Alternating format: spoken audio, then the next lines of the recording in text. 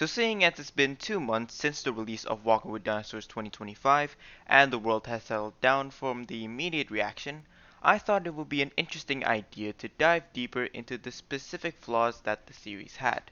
And yes, that pun was very much intentional, as today I will be comparing Walking with Dinosaurs 2025 with Sea Monsters A Prehistoric Adventure and how one succeeded in integrating paleontological scenes in between its narrative while the other one fell a bit flat.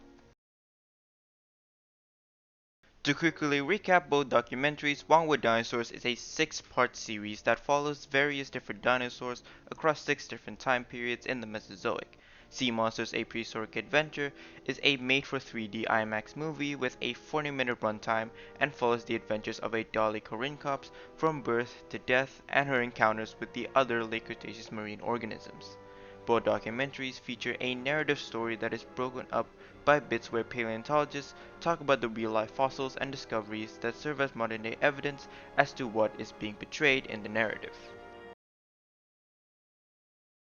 As I highlighted in my formal review of the series, check that out by the way, Walking with Dinosaurs 2025 has a lot of these cutaways to paleontologists intermingled within the story of each episode. Oftentimes it does feel like these scenes are placed in the middle of an ongoing narrative bit. To take a case study, there's a scene in episode 1 with the baby Triceratops stumbling onto a nest of a pterosaur and leads all the way to the T-Rex eating the pterosaur.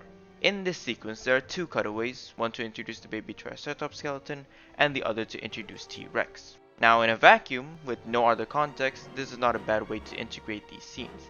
It makes sense to establish a new dinosaur into the story by first showing the physical fossils, and for the T-Rex one, it's fine because this is the first time we see the animal.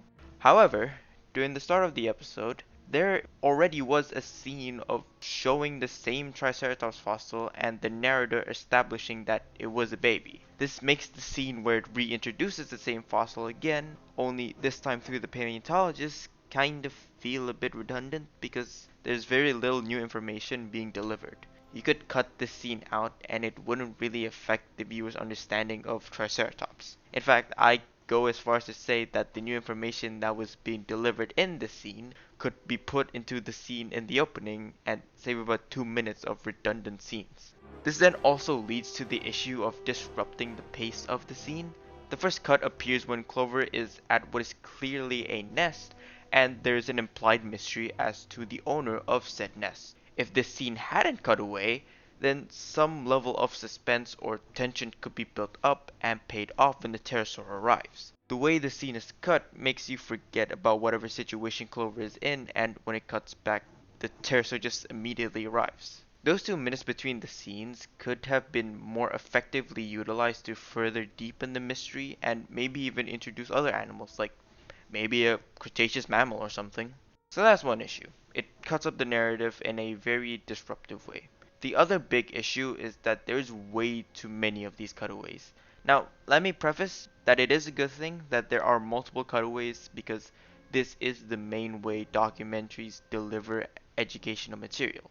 The real problem is that a lot of these scenes can be condensed in a way where it allows more time for the prehistoric scenes while still delivering the same amount of useful information. A surprisingly long amount of runtime of these cutaways is just B-roll footage of the paleontologist digging. Like, showing it once is fine to give a visual guide as to the process, but doing it over and over again is just a bit excessive. Now, I could go over the other nitpicks I have with these scenes, but in the spirit of conciseness, the issues I mentioned were the biggest ones that occur in every episode. Now, let's compare the opening of Sea Monsters. The opening by far has the longest dedicated modern day segment in the entire movie. It establishes the main focus being the Dolichorhynchops and gives insight into the other marine animals it shares its world with. It is concise and delivers enough information without dragging on for too long.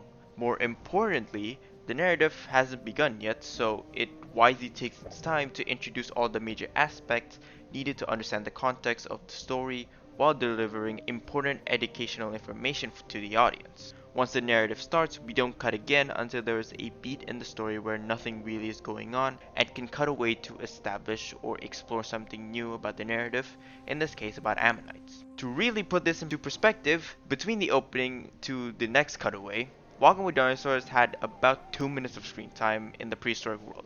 Sea Monsters had 4 minutes. Now you may think that it's not that big of a difference, but you can really feel the difference when you're watching it. Both establish the animal and the environment, yet one adds so much more detail to it and it takes its time in doing so, so it lets the audience get immersed into the world. Also, to add another layer, the cutaways last about 2 minutes, but Sea Monsters spends a minute on the dig site and the rest on this cool graphic of marine reptile evolution, while Walking with Dinosaurs spends the whole 2 minutes with scenes of the same people and bones only to deliver information that has already been established earlier. One does its best to retain the viewer's attention so that they take in the information being delivered. The other uses B-roll footage only to deliver nothing new at all. Beyond the opening, there are actually quite a lot of cutaways. Like, I'd even say it's comparable to a single Walking with Dinosaurs episode. Yet, you don't even really notice them because every single one is placed in sections where the narrative slows down and is deliberately placed there to introduce new aspects into the story. And they are short, yet deliver the right amount of information to understand the importance of this new aspect of the narrative, therefore becoming a part of the story rather than simply being an add-on. One last praise I want to give Sea Monsters is how they use these scenes to build suspense, specifically with the Tylosaurus. See, the Tylosaurus was first introduced into the story through these cutaways. We see its fossils and get brief glimpses, and it is through these cutaways that we learn more and more about the animal and builds it up as this grand apex predator and in a way hypes it up, so that when we get the full reveal, all the suspense is paid off in spectacular fashion as we see the animal in action living up to the expectations that the educational information gave us. This is a very creative way of delivering educational material suited for a documentary while also playing a part in boosting the narrative. So, what can we learn by comparing these two documentaries? Well, I think the point that I keep repeating is the importance of conciseness. If you plan to have a single narrative going through the entire episode, then you have to keep the cutaways brief and only deliver the necessary information that is needed at that point in the narrative. Place them in spots where not a lot is going on in the narrative. For example, after an action scene, you can cut away for a longer segment of delivering information. Be creative with these segments and have them be part of the narrative. That way it feels less like a side segment of delivering information, but rather is also a part of the broader story being told. But what I think is the most important thing is place these segments with intent. Sea Monsters clearly knew what it wanted to do and delivered a narrative with cutaways that still feel like a part of the story. In a way, it's like a flashback, or I guess flash forward in this case, to establish character backgrounds. I say characters in quotation marks, by the way, just, yeah. Walking with Dinosaurs, on the other hand, was clearly confused about what direction it wanted to take, and from seeing a few glimpses of behind the scenes talks, I can see why, and unfortunately it shows. The paleontologist segments just feel like B-roll footage stuck into the narrative so that it counts as a documentary, and while these scenes do provide great insight, you can also very easily tell that the show wasn't made with the intent of properly incorporating them into the narrative, and unfortunately, it leads to a product where there are two conflicting visions trying to mold together and ends up being lesser for it. So, there it is. I hope you guys enjoyed this kind of comparison type video, or I guess it is technically, I'm putting this on the versus video playlist. I don't know if you really want to call it that, but I hope you guys enjoyed it nonetheless. And yeah, I don't really know what to say. Oh, I guess I do kind of want to bring up, I was planning on making this video a lot sooner, but life gets in the way. Yeah. I don't know what to put in this outro, so yeah.